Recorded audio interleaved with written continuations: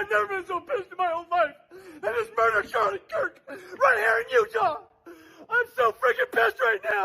This is bullshit. I just saw blood squirting out of his neck. I love that guy. I saw Charlie Kirk get shot. He collapsed in his seat. He fell over to the side. He was carried off. He had blood on his arms. He had blood on his shirt. He was dragged off and carried out of the venue. There was a gunshot that rang out. You okay? No, I'm not okay. I saw someone get shot today. Dumb question. So I'll be honest, I should have done more research on who Charlie Kirk was before I posted. But I do not apologize for having compassion for the way his life was taken or for his family who has to grieve the loss. I am not his judge. I am not the one that he has to stand before. God is, not me. I've seen people saying that he had Christian values and all of this stuff, you know, his supporters, the people, even people in my family. But let's be real. You cannot claim to be Christ-like and carry hate in your heart. So obviously I've done some research and seen some of the things that he said and some of the, you know, stuff that he believed. But yeah, I for the life of me, do not understand people who can say, oh my God, no, he's a Christian, he's this and that and the other, but look past the fact that he has hate in his heart. Hate and Christ cannot coexist. And in this situation, I can't respond with hate either. So I don't claim to be perfect or anything like that, but what I do know is that you cannot be a Christian and have hate in your heart. And that goes all across the board. So I don't hate this man because of his beliefs. I don't, and I also don't celebrate his death. If that makes me weak in some people's eyes, then so be it. I mean, we would just have to agree to disagree. At the end of the day, this was a 31-year-old young man whose life was taken on camera for the world to see. And that's what I empathize with. Even though everybody keeps putting in the comments, he didn't believe in empathy. I do. I believe in empathy. So I empathized. And before doing my research, I prematurely posted this message, which I will be taking down because it's ruffling a lot of feathers. And I do understand why. I do get it. You know, but he was taken on camera for the world to see, for his family. You know, I don't know if his family was there or not. I'm getting conflicting answers about that. But y'all, it was graphic. It was tragic. And as a human being, all I could do was feel compassion. And it made me sad. So, you know, I can't apologize for that. But I do understand where everyone is coming from. And I totally do. But I still pray for his family. And I'm praying for the shooter's family as well, because he felt that he had to do that, you know? So, I mean, both, it's tragic. And addressing this comment specifically, you're right. Where was the outrage for these two, this husband and wife? I do understand that as well. I do get it. And I mean, because we had the president come on and just have outrage in reference to this young man, but did not even say anything about these two that was tragically taken as well. And I agree. I totally agree. I don't have anything to say about that other than you're right. You're absolutely right. But I think too, the outrage is more so because it was done on camera. It was captured on camera. But still, yeah, I get what you're saying though. And that's, yeah, it's tragic. And like I said, in my line of work, I see so much tragedy come through the doors all the time. So many tragic cases come through my funeral home doors. A lot. And I show compassion. I don't care if this person was a gangbanger or ex-gangbanger or this and that or whatever. I show compassion because I show compassion for his family or her family, because they are grieving. Even though some may say the loss was deserving, I still can empathize with that family and what they're going through and that hurt and that pain. And that's just me. So if that makes me wrong and that makes you guys not, you know, we just agree to disagree. And that's the beautiful thing about the fact that we've been given our own minds and choices and everything. So sorry that I ruffled some feathers. I did not mean to at all. Like I said in the beginning of my video, I did not know this young man. I didn't know anything about him at all. But I just saw that video on social media and just immediately my heart, oh God, it went out to the family. So that's all. Hello guys, how are you doing? I'm hoping that you're doing well wherever you're watching me from. Now today we are just going to talk about a very sad story of Charlie Kirk. He's a conservative, and a podcaster, and it's so sad to say that he's no more right now. Regardless, uh, I believe we are human, and sometimes even if it's your, even if he's your enemy, there's some parts when you're touched as a human, you have to react. And so I want us to watch these videos that I have here for you, some of the reactions of people, some who liked him, some who didn't like him. And then later on, I'll be reacting on this video. Tell me what you think about it. Tell me what are your thoughts concerning this particular one. What is your take on this? It's also sad to speak on it. I really felt it, even seeing those clips. So let's get into it.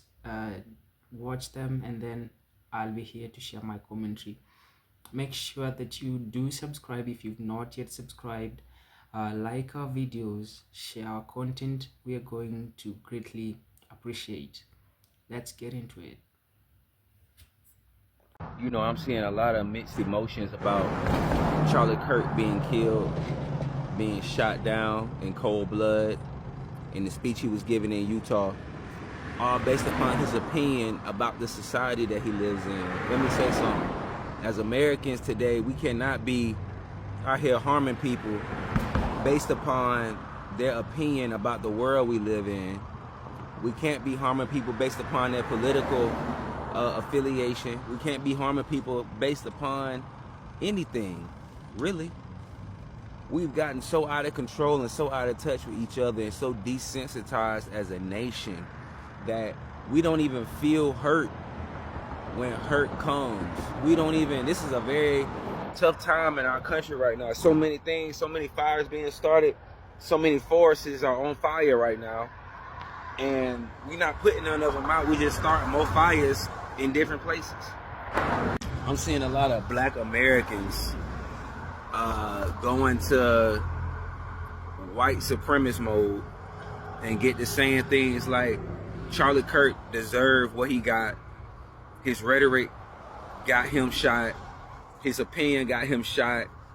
He didn't like black people. Look, man, I'm starting to see every time somebody white passes away or something happens, y'all always bring up racism. I just don't understand it. It's 2025. Wasn't none of y'all slaves. Ain't none of y'all slaves today. Everything you do today is willingly. So I'm not understanding where all this black superiority coming from when the same black folks don't even support their own people. They don't even share their own people stuff. They're talking about white folks, you black, and you don't support your own people. So what does that make you? Think about that. Charlie Kirk started opening his soul about death threats. What he said almost got him banned. Every day we get death threats, so this is not an abstraction, and I'm not leaving America. That makes sense, but because the United States, so it's actually very real. Every day someone says they want to murder me and kill my family. I'm staying. But has anyone genuinely ever, driven to your house, done a drive-by? I'm not going to get into the details. Okay. So, but here's the idea. And by the way, if we apply that logic, that if somebody is in danger, they're allowed to come to America, would you be okay welcoming in 500 million people into America? And I've never been so pissed in my whole life. And this murder Charlie Kirk right here in Utah. I'm so freaking pissed right now. This is bullshit. I just saw blood squirting out of his neck. I love that guy. He would have been our next president. I am so pissed right now. Why do they always come with fucking violence? Gosh damn it. Use your freaking words as they're talking to you people. Who shot Charlie Kirk? I'm driving in a Provo right now. I'm so pissed. Damn it. I saw Charlie Kirk get shot. He collapsed in his seat. He fell over to the side. He was carried off. He had blood on his arms. He had blood on his shirt. He was dragged off and carried out of the venue. There was a gunshot that rang out. You okay? I'm not okay. I saw someone get shot today. Yeah, dumb question. Guys, I need all of you, if you're watching right now, I need everybody to pray for Charlie.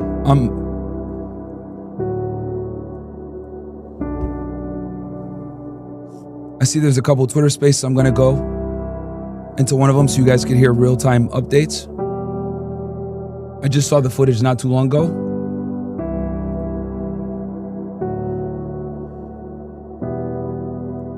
I'm just gonna join this thing right quick for you guys. Can you hear me okay? Yes. Yeah, so I'm the chairman of the College Republicans of America. I had 5 students working the event with Charlie.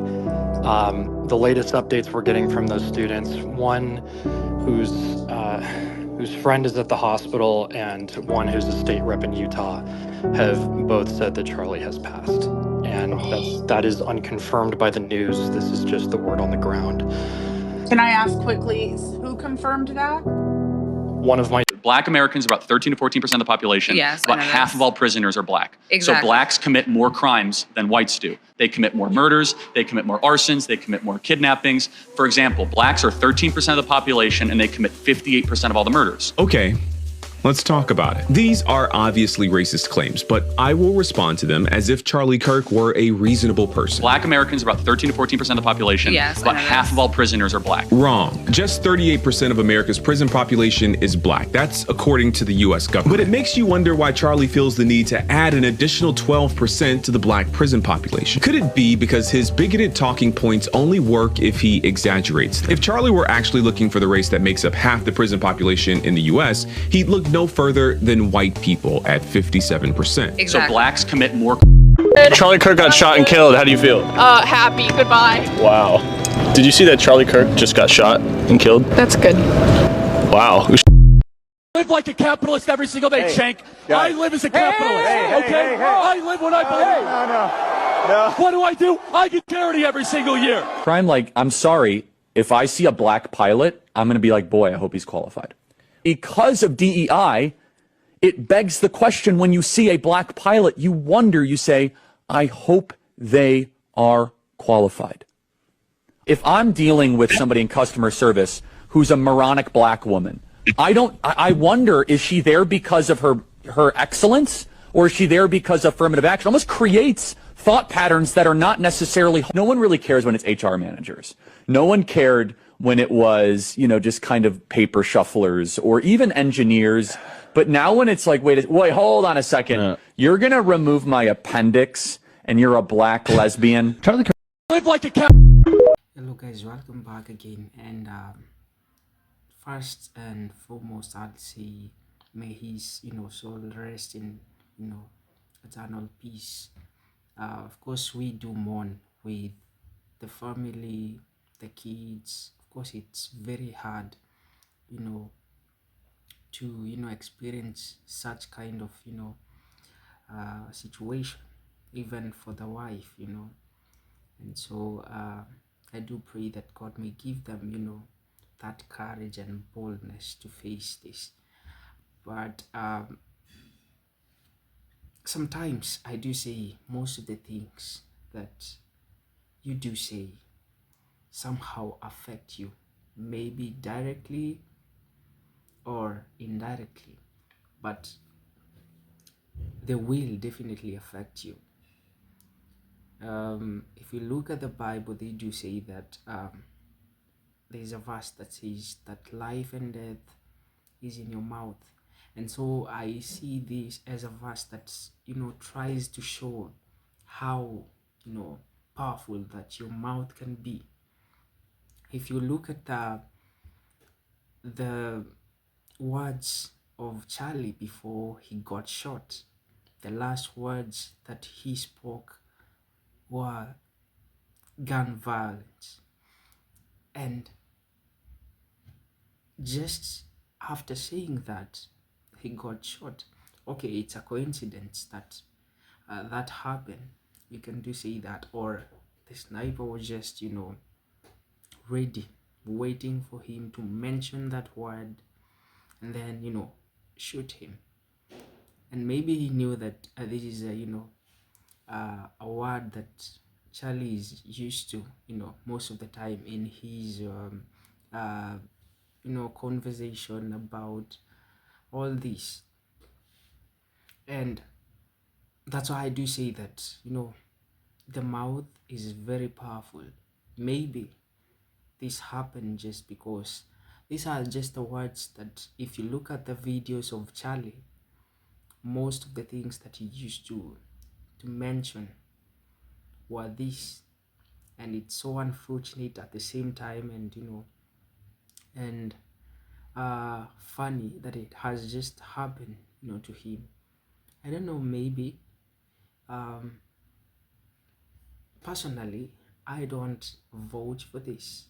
Personally, I don't like violence to happen, or bad things to happen to any other person.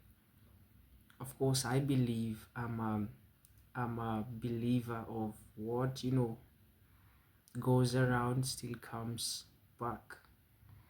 Karma will still haunt you. So I personally don't support that. But if you look keenly, most of the things that he used to talk about are these, and he was so unapologetic while talking about it. He didn't feel empathy. There's a video that he did, I guess it's a few months later or weeks, not later, earlier,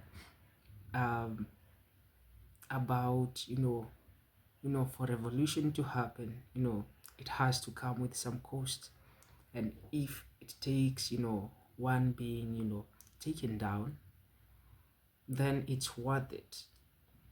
So if you look at it on one side and you look at it on the other side and try to to read the mind of Charlie,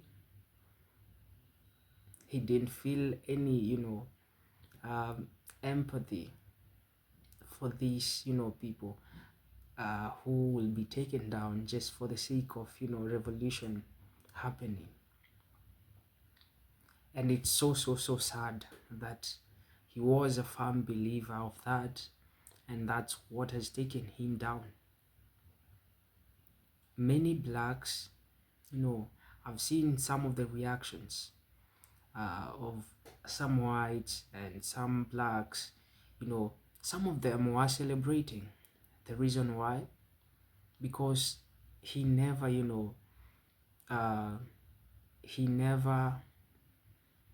believed in, having that, empathy for people. He never believed, he was so much against, could I mention them? No, let me leave it at that. He was so against some group of people, and I guess some of them, that's why they are happy that he's gone. Some of which are happy that is gone just because the ideologies that he had were not, in alignment with their thoughts in mind, with their ideas, with their, their thinking. So they really celebrate. Others are, are okay with it. And so this is what I say to this, never like, to see someone, suffering. Never celebrate. Why? Because life is energy, and that energy that you give is what you receive back. Look at Charlie. This is the energy sometimes that he used, to pump into the senses of people in his podcast. This is what he used to say. And eventually, that energy has come back it has come haunting him, and right now he's distracted by the same energy, that he was breathing out. That's why I do say never celebrate when someone else is crying on the other side, or think that that guy who is there, who is going through a lot, or those challenges that you feel like it's better for them to go through that, so that a given group can celebrate. People should all vote for humanity. Like I always say here, humanity is the gospel that we preach here, and humanity is you feeling the other person, you caring about that other person. Something that I believe maybe it wasn't that clear in his mind and in his talks while he was talking with these university students. So this is a lesson that people should learn, that give energy that you'd wish it coming back. Give out what you'd want to get back in return, because that's what happens. Life is very spiritual, and very funny. Some of us have not yet gotten to a place of understanding how it is and how it happens, but it does happen, that you give it out and then it comes back after you. So that's a lesson that I would want us to learn, that I would want us to hold dearly. Let us care about each other. You're white, you're black, you're all human. And what you'll be ringing in your thoughts, in your mind, is the love and care for that other person. And at the end of the day, that love and goodness and caring that you have towards one another will come back to you. But this doesn't happen most of the time because it is systemic. People are taught to behave in a certain way. People are taught, to dislike a certain group. I'm not going to mention anyone here, but I believe you know what group I'm talking about here. And this should not happen, of course. These are my just honest remarks. I don't know what you think about this. What are your take? Let's continue having these conversations in the comment section. Give me your take about this. Of course, personally, my condolences to the family, to the kids that he's left behind. May God give them, the fortitude, to hold this, to enjoy this. But my fellow blacks, what do you think about this? What are your views concerning this?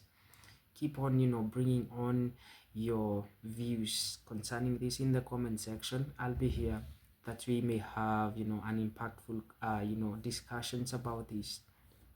And I believe we're going to, be learning a lot from each other, as well as people learning from your comments. I've been your presenter, Shadrach, and I'm hoping to see you in my next video. Make sure if you've not yet subscribed, do subscribe, share our content, like our videos. We're going to greatly appreciate. And thank you so much for our returning subscribers, and also for our new viewers in this platform. Thank you so much for tuning in and getting to listen to what I have to say about this. I believe we're going to have a good time talking about this. See you soon as you see me in my next video, but until then, stay safe, support a brother, support a sister, anyone who needs your help. Please stand up for that person and give a hand where it is needed, because that's humanity. And what humanity if not caring about each other, not loving each other? Of course, this is our gospel here, humanity to the world. Bye, my people.